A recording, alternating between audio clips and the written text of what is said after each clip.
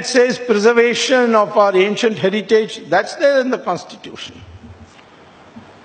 And yet, there is a new school which has emerged, which is telling us, particularly the Hindus, that you are being intolerant and you are being exclusive instead of inclusive.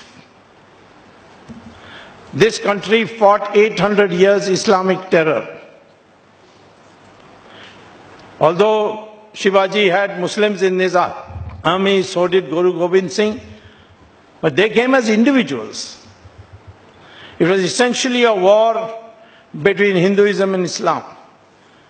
And the Islamic rulers made it absolutely clear. But the fight we never gave up.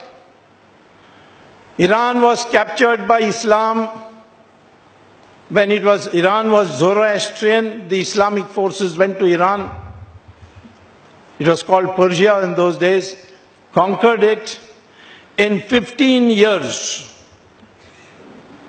they converted 100% of the population of Iran to Islam. Neighboring country of Mesopotamia, Babylon, they conquered it in 17 years, they converted it to 100% Islam. Egypt was conquered and Islam converted Egypt into 100% Islam in 21 years. The Christians conquered Europe and converted Europe into 100% Christian in 50 years. In India, 800 years of Islamic rule, 200 years of Christian rule, and yet we are 80% Hindu even today. But I also say that therefore today they are attacking us for what they call as intolerance. Hindu terror. But as far as Hindu terror is concerned, not one person has been able to say whether in the Vedas or in the Upanishads or in the Gita it says, kill people who don't believe what you believe. So how can you call it Hindu terror when they are not quoting from any Hindu scriptures? It's just a bunch of mad people who may be congressmen in disguise for all I know. Because many of the times we have investigated a matter, we found it's not Hindu terror.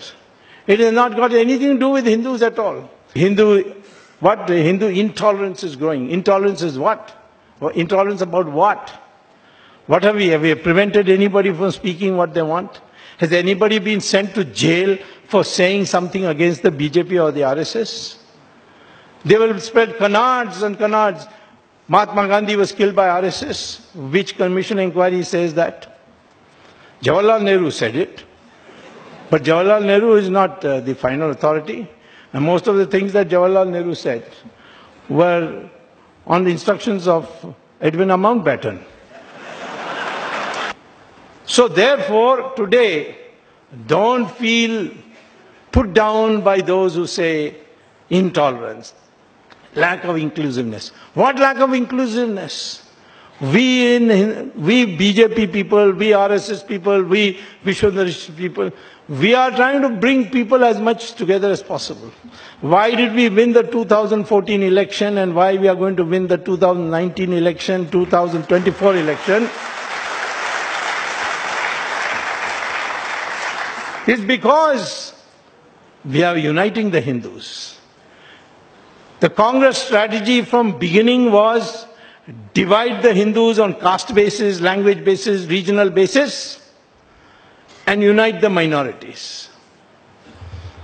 We decided the process of hindutva, we will try to unite the Hindus. In that, we also found that there were sections of the minorities who are ready to come with us.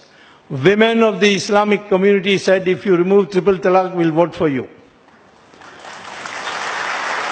And Ram Janmabhoomi will be for Ram Temple.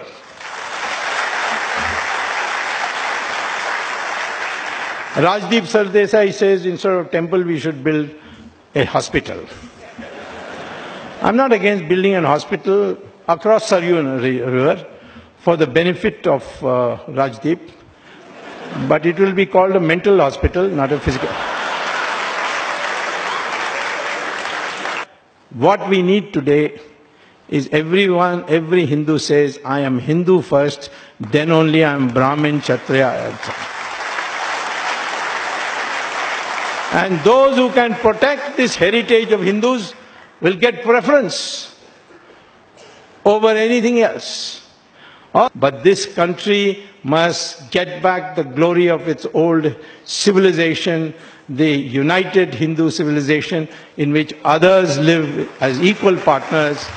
And that is where you should be careful of those who intellectually try to overpower you to think what you are not, or not think what you are. You are all one people of this subcontinent called Hindustan, and we are one people.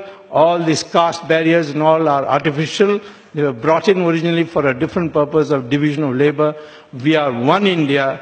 That is the way to defeat intellectual terrorism. That is the right way of going about it. Right means we may be called right-wing or anything, but the focus is the cultural renaissance of India. That is the right response. Thank you very much.